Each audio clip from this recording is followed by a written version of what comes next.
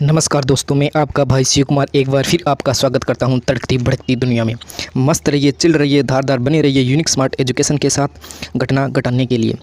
तो आज हम इस कक्षा में मेमोरी से संबंधित क्वेश्चन डिस्कस करेंगे। ये क्वेश्चन आपकी आगामी प्रतियोगिता परीक्षा के लिए बहुत महत्वपूर्ण है, इसलिए आप इस कक्षा को शुरू से लेकर अंत तक अवश्य देखिएगा। चलो अब हम इस कक्षा को शुरू करते हैं। सबसे पहला क्वेश्चन आपके पलकों के सामने है। देखिए, 3.5 इंच फ्लॉपी डिस्क में ट्रैक्स की संख्या होती है। 3.5 इंच की जो फ्लॉपी डिस्क होती है उसे हम माइक्रो फ्लॉपी के नाम से जानते हैं, और उसकी क्षमता होती है यानी कैपेसिटी होती है वो 3.5 MB होती है, और आकार भी कितना होता है 3.5 इंच का होता है। तो उसमें ट्रैक्स की संख्या आपको बतानी है कितनी होती है। तो उसमें ट्रैक्स की संख्या होगी ऑप्शन नंबर सी यानी 180 होगी। क्या आप लोग मुझसे सहमत हैं कि जो मैं आपको समझाना चाहता था वो आपके समझ में आ गया क्या? तो चलो इसी आशा के साथ में अगले क्वेश्चन की ओर बढ़ता हूँ। देखिए, नेक्स्ट क्वेश्चन है आपके सामने। आपके कंप्यूटर में निर्मित स्थायी मेमोरी को क्या कहा जाता है? आपको बताना है कि आपके पास ये 4 ऑप्शन दिए हुए हैं, इसके आधार पर आपको बताना होगा कि स्थायी मेमोरी को क्या कहा जाता है, कौन सी होती है कंप्यूटर में स्थायी मेमोरी। जब हम कंप्यूटर के इंटरनल पार्ट की बात करें तो उसमें इंटरनल पार्ट के रूप में एक स्थायी और अस्थायी मेमोरी होती है। इंटरनल मेमोरी जो आंतरिक मेमोरी के नाम से जानते हैं, तो रैम होती है वो क्या होती है, अस्थायी मेमोरी होती है। रोम होती है वो कौन सी होती है, स्थायी मेमोरी होती है। इसलिए इसका ऑप्शन नंबर बी इसलिए यह सही हो जाएगा, यानी रोम। नेक्स्ट क्वेश्चन आपके सामने है। देखिए, फ्लॉपी डिस्क किस प्रकार की मेमोरी से संबंध रखती है? आपको बताना है कि जो फ्लॉपी डिस्क है वो किस प्रकार की मेमोरी होती है। तो इसका सही आंसर हो जाएगा ऑप्शन नंबर ए यानी एक्सटर्नल, यानी बाहरी मेमोरी होती है फ्लॉपी डिस्क। 2 प्रकार की मेमोरी होती है, एक तो होती है आंतरिक, एक होती है बाहरी। यानी आंतरिक को हम कहते हैं इंटरनल और बाहरी को कहते हैं एक्सटर्नल। क्वेश्चन की ओर बढ़ते हैं। नेक्स्ट क्वेश्चन है आपके सामने। देखिए, इंटरनल स्टोरेज में किस प्रकार का स्टोरेज है? इंटरनल स्टोरेज में किस प्रकार का स्टोरेज है? तो किस प्रकार का स्टोरेज होता है इंटरनल में? इंटरनल मेमोरी को हम मेन मेमोरी भी कहते हैं और प्राइमरी मेमोरी भी कहते हैं। कौन सी? एक तो कहते हैं प्राइमरी मेमोरी और दूसरी कहते हैं मेन मेमोरी। तो इसका सही आंसर बताना है आपको क्या होगा। इसका सही आंसर होगा ऑप्शन नंबर ए यानी प्राइमरी मेमोरी। प्राइमरी मेमोरी 2 प्रकार की होती है, एक तो होती है रैम और दूसरी होती है रोम। रैम यानी रैंडम एक्सेस मेमोरी, रोम यानी read only memory. Next question की ओर बढ़ते हैं। देखिए, नेक्स्ट क्वेश्चन बहुत ही खूबसूरत क्वेश्चन है आपके सामने। देखिए, इरेजेबल ऑप्टिकल डिस्क की विशेषता क्या है? आपको बताना है कि इरेजेबल ऑप्टिकल डिस्क की क्या विशेषता होती है। आपके पास ये 4 ऑप्शन हैं, इनमें के आधार पर आपको सही आंसर बताना है। आपको प्रत्येक क्वेश्चन का जवाब देने के लिए, आंसर देने के लिए 3 से 5 सेकंड दिए जाते हैं, उसमें आपको आंसर देना होगा। शायद आपने सोच लिया होगा कि इसका सही आंसर क्या होगा। तो इसका सही आंसर मैं बता देता हूँ, ऑप्शन नंबर डी होगा। इस पर बार बार मिटाकर बार बार लिखना संभव है। ऑप्टिकल डिस्क है, उसको पर हम बार बार मिटाकर बार बार लिख सकते हैं। देखिए, नेक्स्ट क्वेश्चन है आपके सामने। कंप्यूटर बंद करने पर भी आपका डाटा यथावत सेव रहेगा, यानी सेव होगा। कौन सा इस प्रकार की मेमोरी में होता है ये? सही आंसर बताइए दोस्तों। तो इसका सही आंसर होगा ऑप्शन नंबर सी यानी secondary storage device. Secondary storage device होती है, उसमें डाटा है वो एक बार सेव करने के बाद हमेशा के लिए बना रहता है, डाटा ख़त्म नहीं होता है। नेक्स्ट क्वेश्चन की ओर बढ़ते हैं। देखिए, नेक्स्ट क्वेश्चन बहुत ही खूबसूरत क्वेश्चन, बहुत ही प्यारा क्वेश्चन आपके सामने है। कंप्यूटर में स्थायी मेमोरी के लिए किन वस्तुओं का प्रयोग किया जाता है? कंप्यूटर में स्थायी मेमोरी के लिए किन वस्तुओं का प्रयोग किया जाता है? आंसर, सही आंसर बताइए इसका। तो इसका सही आंसर होगा ऑप्शन नंबर सी यानी हार्ड डिस्क। कंप्यूटर में स्थायी मेमोरी के लिए हम हार्ड डिस्क का उपयोग करते हैं। अगला क्वेश्चन आपके सामने है। देखिए, किस मेमोरी में रखा डाटा बिजली जाते ही समाप्त हो जाता है? क्या प्रश्न है दोस्तों। देखिए कि बिजली जाते ही डेटा ख़त्म किस में हो जाएगा, आपको ये बताना है। रैम, फ्लॉपी डिस्क, CD या डिस्क। तो इसका सही आंसर क्या होगा बताइए। तो इसका सही आंसर होगा दोस्तों ऑप्शन नंबर ए यानी रैम। बहुत ही चिल्लर सा प्रश्न था दोस्तों, तो आपने इसका शायद सही आंसर दिया होगा। देखिए बहुत ही प्यारा क्वेश्चन आपके पलकों के सामने है। देखिए किसी स्टोरेज मीडियम में स्टोर की जा सकने वाली डाटा की अधिकतम मात्रा को क्या कहते हैं, यानी स्टोर की जा सकने वाली डाटा की अधिकतम मात्रा को क्या कहते हैं। बताइए दोस्तों, इसका सही आंसर बताइए क्या होगा। तो मेरे हिसाब से आपने सही आंसर सोच लिया होगा। इसका सही आंसर हो जाएगा ऑप्शन नंबर डी यानी स्टोरेज क्षमता। क्या होगा? स्टोरेज क्षमता यानी स्टोरेज कैपेसिटी, इसका सही आंसर हो जाएगा। नेक्स्ट क्वेश्चन आपके सामने देखिए, कैश मेमोरी का प्रयोग किया जाता है। कैश मेमोरी का प्रयोग हम किस लिए करते हैं, आपको ये बताना है। इन प्रश्नों के माध्यम से हमने आपके कॉन्सेप्ट और कन्फ्यूज़न को दूर करने का पूरा प्रयास किया है दोस्तों।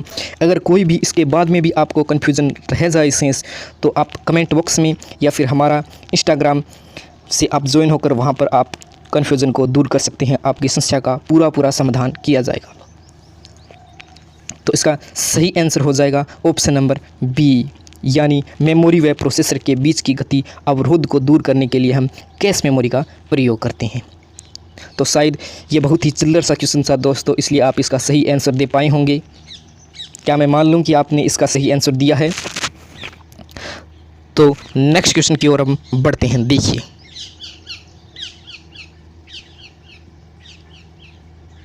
नेक्स्ट क्वेश्चन आपके सामने है, कौन सी डिवाइस डाटा और प्रोग्राम के बीच का अंतर समझ सकता है।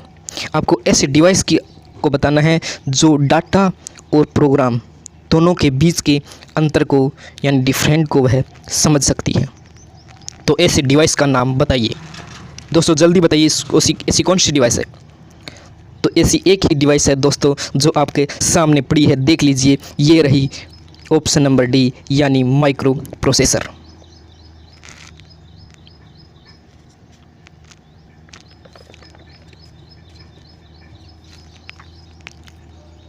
चलो साथियों, नेक्स्ट क्वेश्चन की ओर हम बढ़ रहे हैं। ये देख लीजिए दोस्तों, बहुत ही प्यारा क्वेश्चन लेकर आया हूँ। देखिए बहुत ही सरल क्वेश्चन है, बहुत ही चिल्लर सा क्वेश्चन। देखिए यूएसबी प्रकार संग्रहण डिवाइस है। यूएसबी किस प्रकार की संग्रहण डिवाइस है, आपको ये बतानी है। यूएसबी की फुल फॉर्म आप शायद लोग जानते होंगे, फिर भी नहीं जानते होंगे तो कुछ लोग मैं आप इसको बता देता हूँ। यूनिवर्सल बस सर्विस होती है यूएसबी की फुल फॉर्म।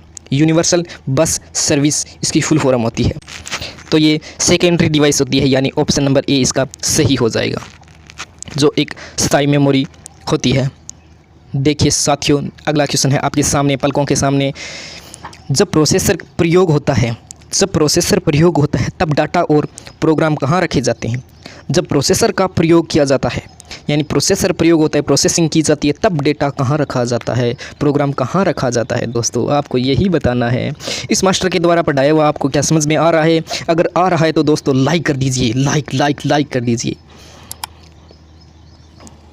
तो इसका सही आंसर होगा ऑप्शन नंबर ए यानी मेन मेमोरी।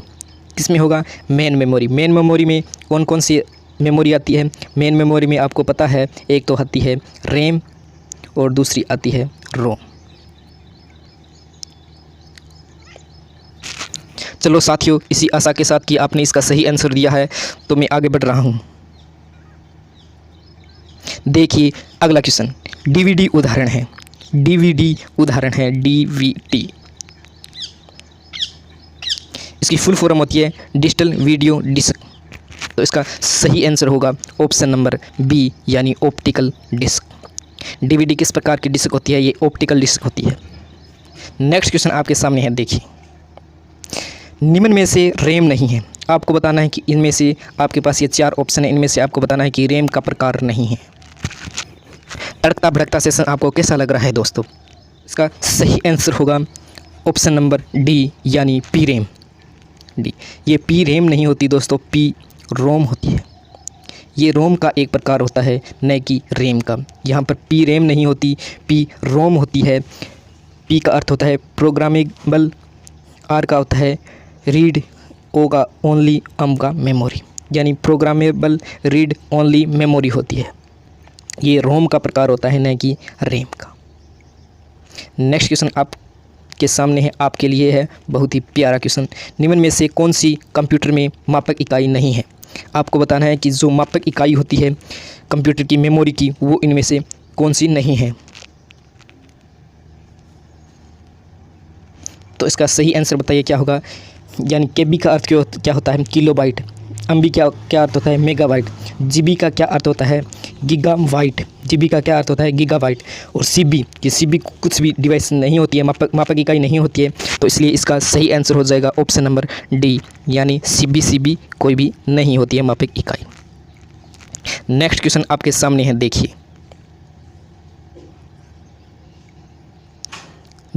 भंडारण जो विद्युत बंद होने के बाद डेटा को स्टोर या बरकरार रखता है उसे कहा जाता है। वोलेटाइल स्टोरेज में कौन सी आएगी, वो होगी रैम। रैम होती है वो वोलेटाइल होती है, इसमें डाटा है वो बिजली जाने के बाद ख़त्म हो जाता है, जबकि नॉन वोलेटाइल स्टोरेज में आती है रोम। इसमें बिजली जाने पर भी ये डाटा ख़त्म नहीं होता है, इसमें बचा रहता है। तो ऑप्शन नंबर बी इसका सही हो जाएगा। नेक्स्ट क्वेश्चन आपके सामने है, देखिए निम्न में से कौन सी छोटी इकाई है। आपको बताना है कि सबसे छोटी मापक इकाई बतानी है आपको। तो इसका सही आंसर हो जाएगा ऑप्शन नंबर सी, यानी बाइट। सबसे छोटी इकाई होती है बाइट। नेक्स्ट क्वेश्चन आपके सामने है, देखिए नेक्स्ट क्वेश्चन, निम्न में से सीक्वेंस एक्सेस डिवाइस होती है। सीक्वेंस एक्सेस डिवाइस, सीक्वेंस का अर्थ होता है लगातार।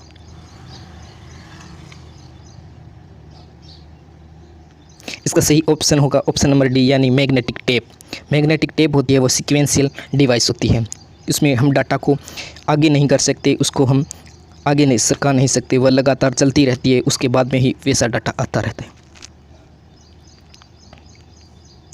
नेक्स्ट क्वेश्चन आपके सामने है, देखिए निम्नांकित में से कंप्यूटर का बिल्ट इन मेमोरी है। निम्नांकित में से कंप्यूटर का बिल्ट इन मेमोरी कौन सी। आपके पास ये 4 ऑप्शन दिए हुए हैं, इनमें से आपको सही आंसर बताइए कि कौन सी मेमोरी बिल्ट इन मेमोरी होती है।